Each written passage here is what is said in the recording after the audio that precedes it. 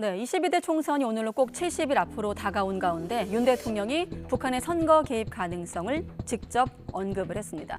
북한은 이번 달에만 3차례 순항미사일을 쏘는 등 무력 도발을 8차례 이어오고 있는데요.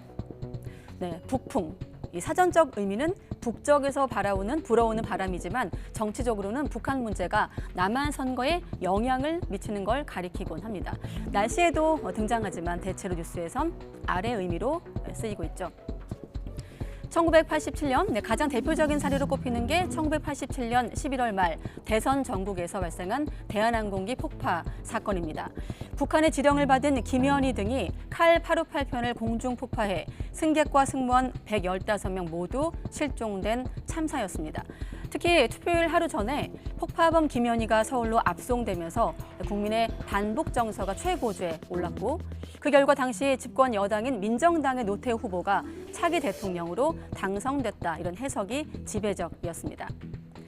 이 밖에도 1996년 4월 15대 총선을 앞두고 북한 무장병력이 판문점 공동경비구역에 침입을 해 총격전을 벌이기도 했고요. 또 1997년 대선 땐 당시 한나라당 측이 이회창 후보의 지지율을 끌어올리겠다면서 북한에 대한 무력 시위를 부탁한 이른바 총풍 사건이 불거진 바 있습니다.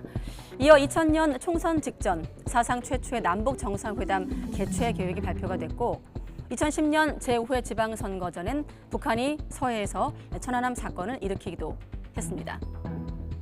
또 북한이 주로 관영 매체를 동원해서 선보이는 심리전도 북풍으로 분류가 되는데요.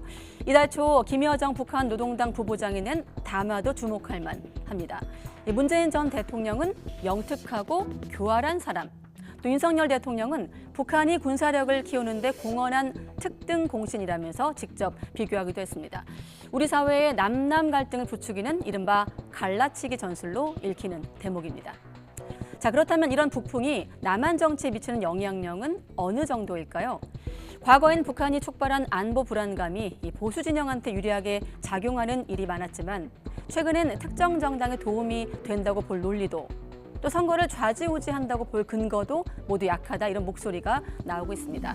한마디로 약발이 떨어졌다, 이런 얘기죠. 김정은이 남쪽을 향해서 뭘 쏴버릴지 몰라요. 그러면 그것이 신북풍이 되는데 네. 그랬을 때 민주당이 유리할지 국민의힘이 유리할지 몰라요. 네, 몰라요. 정치권 유불리를 떠나서 남과 북이 최소한의 안전판 없이 강대강 대치로 이어지는 상황에선 북풍은 선거에 영향을 주는 데서 그치지 않고 자칫 한반도를 경랑으로 몰고 갈 태풍이 될 수도 있다는 거겠죠.